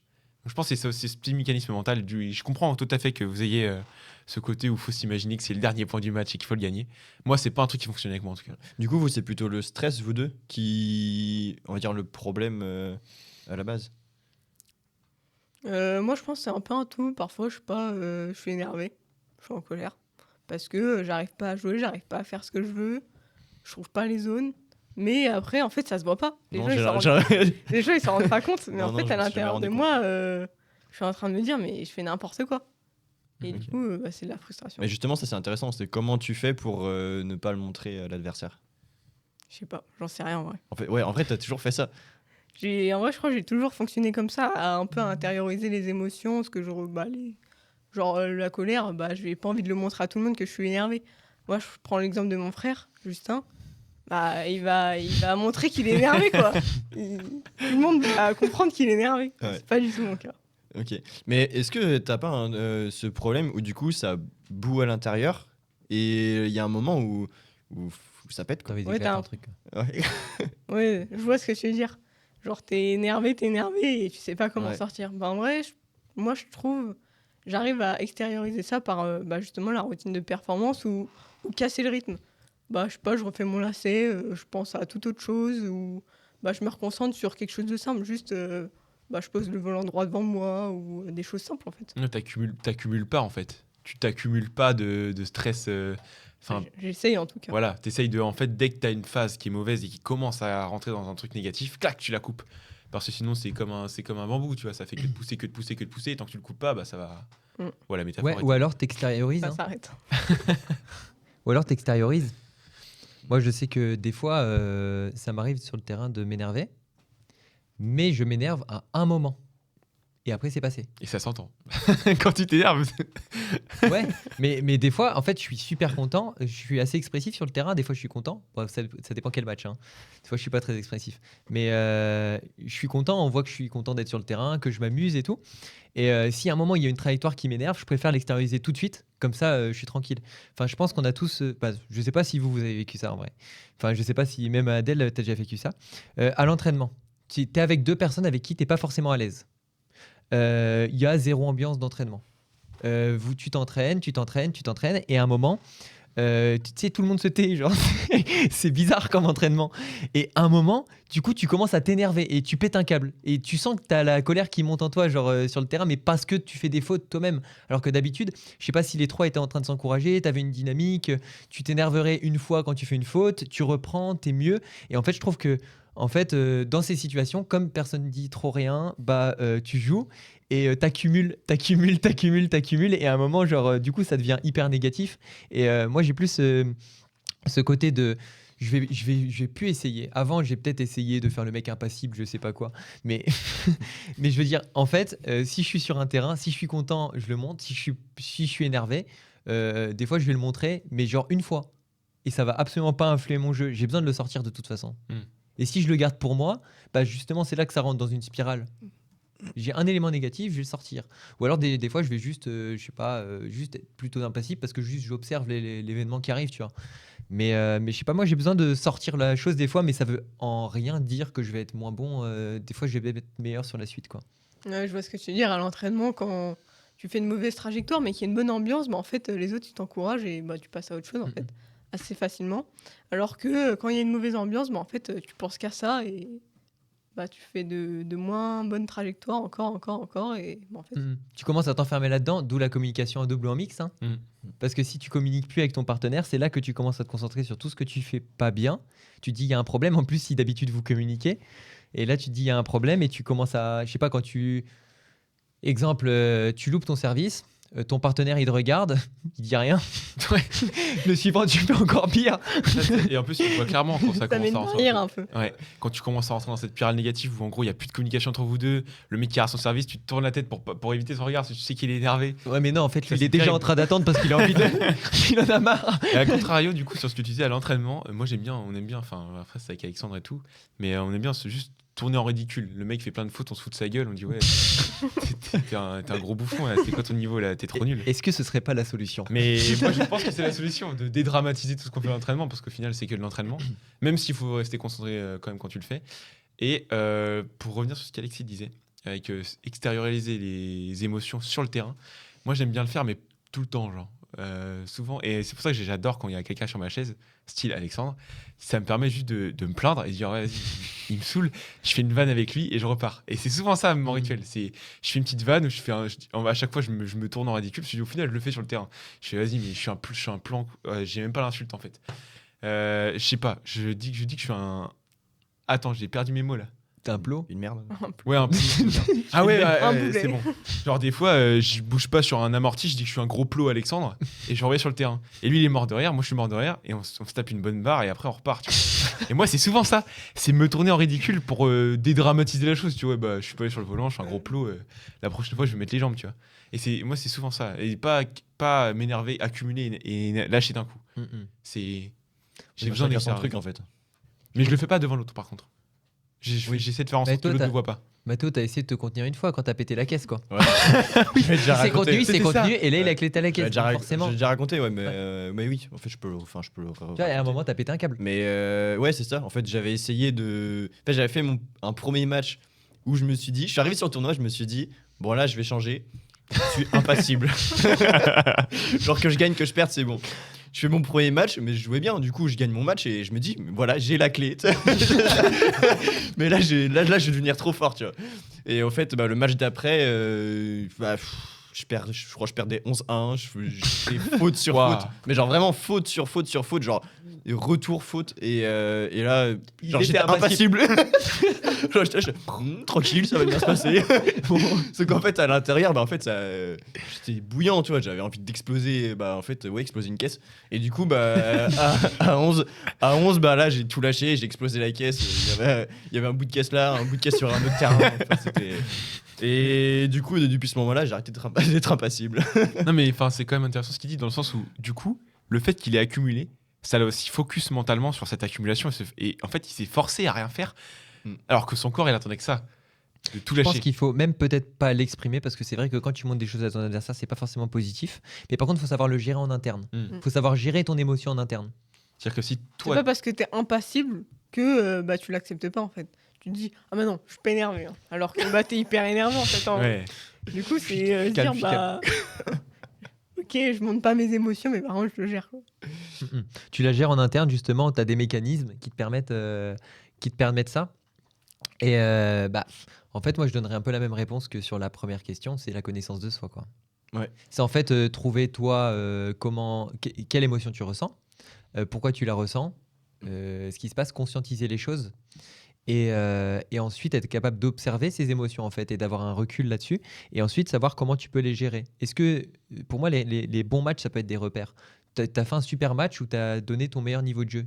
Là tu vas te poser la question mais dans quelle mentalité j'étais à ce moment-là? Et qu'est-ce que je me suis disais sur le terrain? Et comment je me suis préparé? Et à partir de ça, tu retrouves tous les éléments que tu avais sur ce match et tu essaies de les reproduire petit à petit et tu en fais des rituels, ça peut être un tic, ça peut être des routines. ça peut être de la visualisation. C'est plein de choses en fait qui sont à notre service, des images que tu vas ancrer, mais plein de choses en fait qui construisent une gestion des émotions. Ouais, en parlant de ça, toi tu parlais de te visualiser une image positive. Moi je le fais, mais avec un match référence. Je me souviens d'un match référence de ce que tu disais, comment j'étais, etc. Genre mes coups ils partaient trop bien, je fais ce que je voulais de ma raquette. Et j'essaye d'avoir ça aussi dans les moments où ça va pas en fait. Et tu Ouais. peux limite te le visualiser avant le match, c'est ça? Non, c'est dans le match. Genre Ok. quand ça va pas, tu sais, là j'enchaîne 3-4 fautes de merde. J'arrive, je fais bon, comment j'étais, tu sais, c'est juste prendre 2-3 secondes, revenir, me dire ouais, j'étais comme ça et tout. Et tu sais, juste avoir juste l'ambiance de la salle, tu sais, juste remettre de l'ambiance de la salle dans laquelle t'étais, le match, etc. Et j'essaye de faire ça au maximum, mais il y a très peu de temps en fait pour le faire entre 2 points. Mais voilà, c'est un truc que j'essaye de faire. Sinon, ça peut être à la pause à 11. Moi, je sais que je fais ça. C'est, j'imagine un match où je me sentais trop bien, j'étais hyper forte. Et le match où je suis actuellement. Et je fais diminuer l'image dans ma tête du match actuel. Et je fais grandir celle où j'étais forte. En fait, tu vas te sentir beaucoup plus fort d'un coup. Et tu te transformes. C'est ça. Transformation. C'est ça. Mais par contre, c'est vrai que vous dites tous les deux, tu dis qu'à un moment, il faut un truc pour te sortir de ta situation, en fait, parce que tu commences à fixer sur un truc. D'extérioriser, tu veux dire? Ouais, extérioriser et aussi trouver un point match de d'appui. référence, Oui, tu vois. oui. Et Adèle, c'est pareil, elle fait diminuer une image pour ensuite la faire agrandir. Et voilà, ça me revient. Tu as dit que tu te remettais dans l'ambiance de la salle. Mm. Tu te reconnectes au moment et tout ça. Et ça, je trouve que ce soit n'importe quelle émotion, la colère, la joie, la tristesse, en fait, ça peut nous réduire le champ de vision. En fait, quand tu deviens en colère, tu vois plus tout le reste. Et comme tu réduis ton champ de vision, tu t'enfermes dans un truc et il faut forcément que tu puisses agrandir ton champ de vision. Et ça, comment tu le fais? Justement, tu as des routines qui vont te permettre de te recentrer, tu as plein de choses qui vont te permettre de te recentrer, la visualisation, mais ça, il faut réussir à sortir de ce trou noir en fait qui est l'émotion en fait. Mm. Il faut savoir la gérer parce que sinon tu restes dans ce trou noir, il y en a d'autres qui s'ajoutent, il y en a d'autres qui s'ajoutent. Il faut réussir à garder une lucidité par rapport à ça. Et pour ça, je donne souvent une comparaison. Je sais pas, si tu regardes les plumes, tu vois pas le volant. Si tu vois pas le volant, si tu regardes le volant, tu vois pas le joueur. Si tu regardes le joueur, tu vois pas le match. Et en fait, te concentrer sur un truc, faire une fixette, par exemple, là, je dis pour les volants, ça. Je le dis pour les volants parce que tu as des gens, ils disent oh, c'est la faute du volant, il est trop lent, j'en peux plus. Moi, le premier, ça m'arrivait. Hein. Et j'en peux plus. Et en fait, c'est quand tu fais une fixette sur un truc hyper spécifique, t'en loupes tout le reste. Ouais. Et pareil, quand on te dit ouais, pour pas prendre les fixations, regarde le volant. Oui, mais dans ce cas-là, tu vois pas comment l'adversaire tu vois pas comment l'adversaire se déplace, tu t'oublies ce que tu fais toi, tu oublies toutes les choses imprévisibles qui peuvent se passer. En fait, pour vraiment réussir à en tout cas les matchs, pour faire un retour d'expérience sur mes meilleurs matchs, ça a été des matchs où j'étais concentré sur rien, mais sur tout en même temps. Et tu t'oublies totalement. T'oublies le volant, t'oublies le détail et tu fais pas de fixette. Et justement, je trouve que c'est vraiment l'opposé d'être dans de la colère ou d'être dans une émotion. Et en fait, tu raccourcis en fait, ce que tu vois et tu t'en oublies tout le reste. Et tu sors du match, tu as l'impression de ne pas l'avoir joué parce qu'en fait, tu t'es focus sur une plume. En fait. Ouais. Enfin, tu t'es focus sur un petit truc. Je suis d'accord avec toi, mais je savais pas quoi dire. J'ai oublié ce que j'allais dire. Tu peux reprendre, je suis d'accord avec toi, il n'y a pas de problème. T'as oublié ce que tu voulais Ouais, c'est dire? pas grave. Je sais plus ce que j'allais dire. Et justement, comment toi tu arrives à comment Moi aussi je perds mes mots. Moi je voulais parler du fait qu'en gros, attends, vas-y, j'ai faim. Attends. Oui. Et justement, comment on trouve un moyen d'extérioriser tout ça sans le montrer à l'adversaire? Moi je sais que j'ai développé un truc, c'est infaillible. C'est pendant ma routine, tu sais, où je me retourne un peu vers le coach, je fais des grimaces. Mais vraiment, mais arrête de rigoler, c'est un truc de fou. Moi, ça m'a aidé de fou. Si. Je fais ma grimace, je rigole un coup et je repars. Et en fait, le mec m'a vu partir un peu en mode bon bah je ramasse le volant, hop, je le renvoie. Je fais ma grimace, je fais le con pendant qu'il me rate pas. Moi, je vois Esteban qui tire la langue, qui fait des trucs. Ouais. genre. Et Ok. bah oui, bah exactement. Ok. Genre des fois, je ferai pas de bien sa vidéo, mais c'est un truc secret. Mais Au prochain Et tournoi, t'as la tout le monde qui va grimace. se mettre derrière le match d'Esteban. Vous attendez quoi, les gars? La grimace secrète, non, les mais gars. des fois, je suis crispé, donc j'ai envie d'ouvrir la bouche et tout. Enfin, bref. Ok. Et quand je reviens, je suis prêt. Et en fait, c'est ce petit passage où c'est une éclipse. C'est une éclipse dans ma routine qui fait que là c'est le moment d'extérioriser. Clac, je fais mes trucs. Et quand je reviens, je suis prêt. Et il faut pas que ce soit au moment où je reviens que j'extériorise parce que c'est juste avant le point. Alors que du coup, j'ai toujours mes 2-3 secondes qui me permettent de revenir dans le match et me dire là, ok, le prochain point, je le joue. Ouais, c'est remettre à zéro, quoi. Ouais, c'est ça. Moi, j'avoue que je peux être impassible sur je sais pas, ma fatigue. Mais, et encore, c'est compliqué des fois. Mais je peux pas être impassible sur mes émotions. Et ça, c'est pas un truc que je veux enlever, en fait. Et je me sens bien. Et des fois, par contre, des fois, c'est trop. Enfin, des fois, genre. Des fois, t'as L'autre jour, j'ai joué, contre Martin Bello, c'était à Avrier. Ouais. Et je l'ai joué sur le dernier match. Et c'était des barres parce que j'étais là. Genre, je faisais une erreur de trajectoire, ça allait dans le filet. Je disais, oh non, non, non.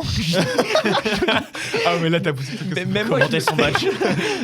mais moi j'étais oh non, mais genre tu sais des trucs genre en mode juste je m'amusais, je m'éclatais sur le terrain. mais genre et tu sais des fois je gueulais parce que j'étais content et des fois genre je faisais une faute, je faisais oh non, tu vois, genre c'était n'importe quoi. Mais c'était un truc où ça me permettait de garder du recul et garder de la légèreté. Et de toute façon, je sais que c'est dans les matchs où je profite le plus du moment, où je produis mon meilleur niveau. Donc en fait, les émotions, c'est quand je les vis. En fait, c'est quand je vis le match que je produis mon meilleur niveau. Donc en fait, si ça influe pas sur mon niveau de jeu, j'ai envie de te dire, et que le mec sait que je suis comme ça en face, en fait, ça va lui faire quoi qu'il sache que je m'énerve. Enfin, si je pousse un clip parce que je m'énerve ou je dis oh non, mais il va faire quoi? Ah, je suis en confiance et le prochain point, je jouerai au même niveau. Et en fait, En fait, ça dépend. Si toi, tu le fais, tu le fais une fois de temps en temps, en fait. ouais. C'est ça le truc. Bah non, Je pense, veux pas en fait, chaque faut match. pas. En fait, Je veux pas chaque point. ouais, voilà. En fait, faut pas rentrer dans ce truc de, tu sais, tu fais une faute, tu cries, tu refais une deuxième faute, tu cries. Enfin, là, l'adversaire, il commence à comprendre. Tu fais, bah là, il est Ouais. vraiment dans le mal, et là, je vais encore plus le mettre dans le match. Oui, c'est ça. Faut montrer que c'est pas un cercle vicieux et que t'es Ouais. dans le mal en fait par rapport au match.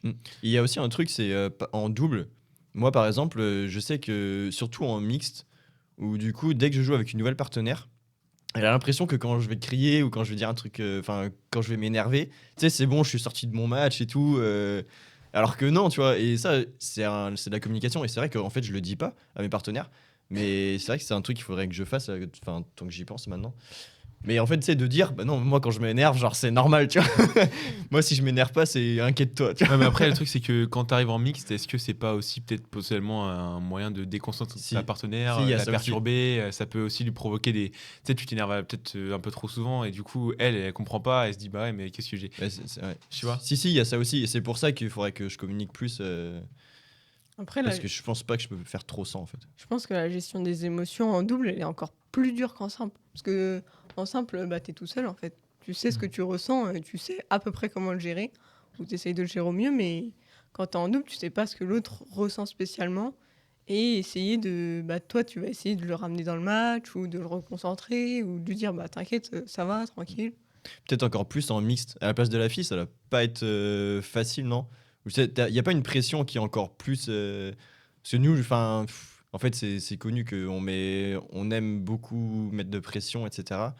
Et que du coup, ça peut se répertorier en fait sur la fille qui, tu sais, va faire une faute et dire ah, merde, tu sais, est-ce que je suis pas osé me retourner que c'est Ouais, comme elle va faisait se sentir Esteban. coupable. Ouais. Mais en vrai, moi, je trouve ça me dérange pas trop parce que bah, la fille, elle sait son rôle, quoi. Donc, si elle fait pas son travail, elle sait qu'elle a pas fait non plus.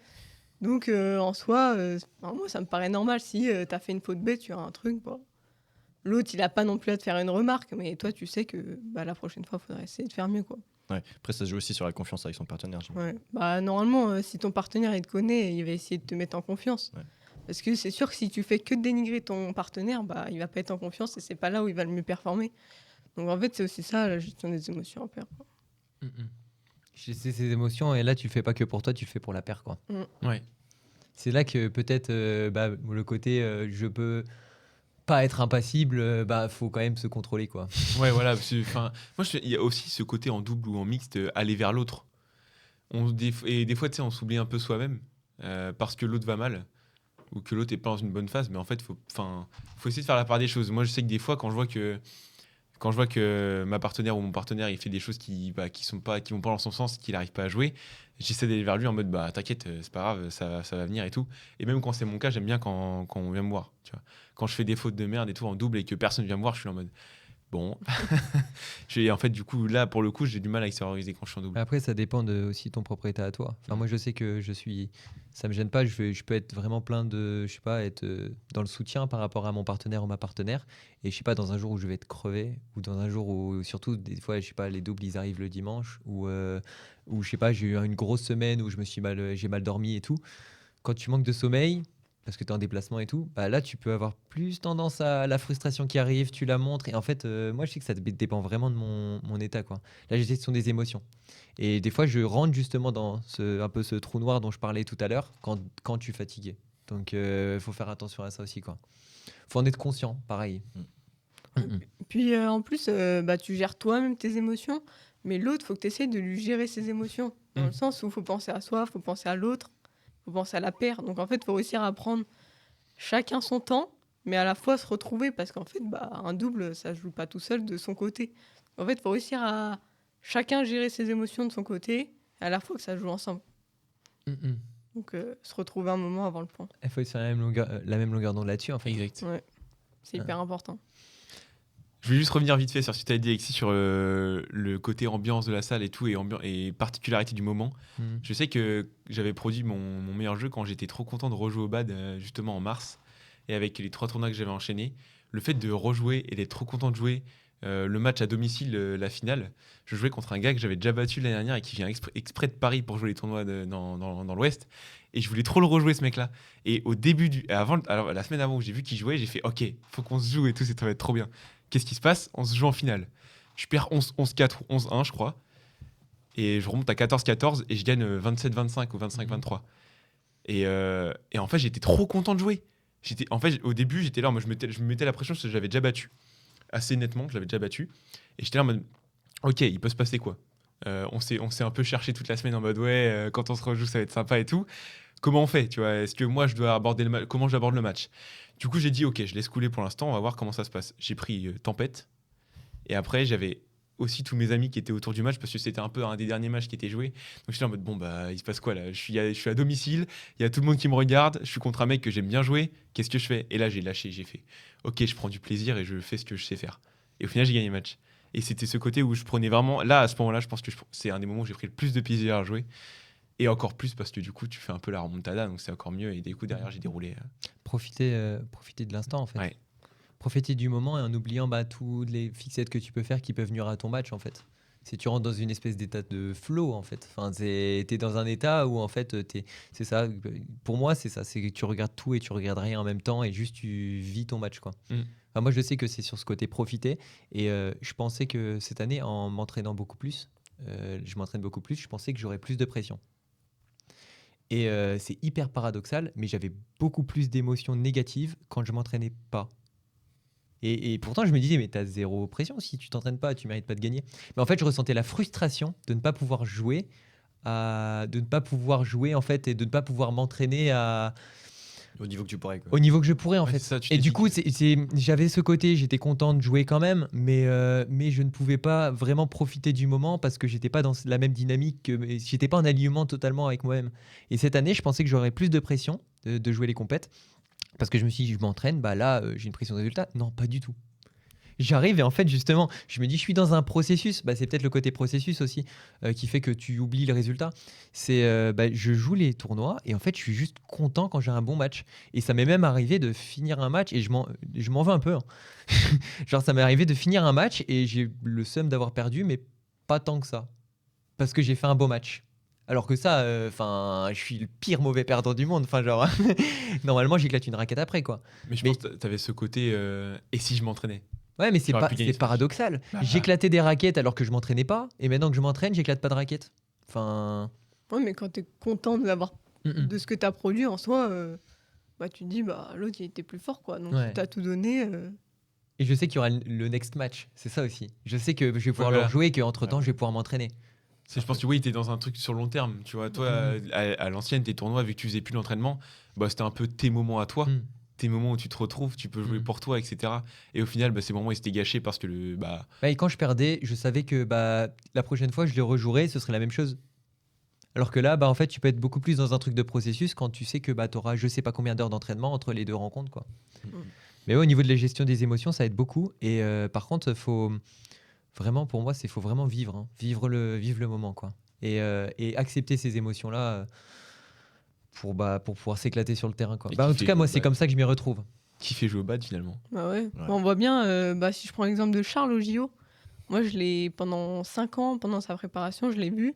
C'était quelqu'un pas du tout d'expressif dans ses émotions. Et quand il avait fait un événement avec 50 personnes dans les tribunes, il était perdu, il savait plus jouer au bad. Ah, j'étais là, ouais, je me souviens. Alors que là, au JO, transformation, il a adoré le public, être devant son public, sa famille. En fait, il a adoré Puis il a joué avec. Hein.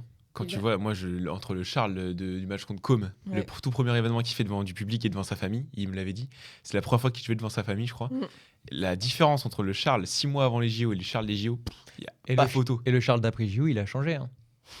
Non, pas de changement. Mais il est passé Il sur a pas clic. grandi, mais il a changé. Le pauvre. C'était gratuit. Oups. Mais je pense qu'on est good sur ces émotions. C'est pas mal. Ouais. Et ben écoutez, après une nouvelle fois un épisode, mais très fructueux. Je suis content d'avoir reçu Adèle aujourd'hui. C'était super cool. Je sais pas si vous en avez pensé. C'était très intéressant, je trouve. Ouais. Carrément. Avec Voilà, plaisir. Merci beaucoup Adèle. On espère que ça vous a plu dans le public. Courage à Louise hein, qui encaisse nos. Non, ça va. On est à 1h combien là sur l'enregistrement 1h47. Waouh, ok. Il y a Mais- des coupures. Voilà, il y a des coupures et il y a aussi le fait que vous pouvez écouter évidemment à chaque fois les épisodes en plusieurs fois. Hein. On vous force pas à les écouter les 1h30 direct. Hein. Voilà, prenez le temps d'écouter les questions et au pire faites du découpage. Le podcast est fait pour ça. Merci beaucoup à tous d'avoir été là pour ce 6e épisode. Merci beaucoup Adèle d'avoir été là également. Merci, avec plaisir. Et on te souhaite une bonne continuation. Merci. Allez, Et salut. sur ce, à plus tout le monde et à la prochaine d'En Parle en bas de saison 2. Salut. Salut. Salut.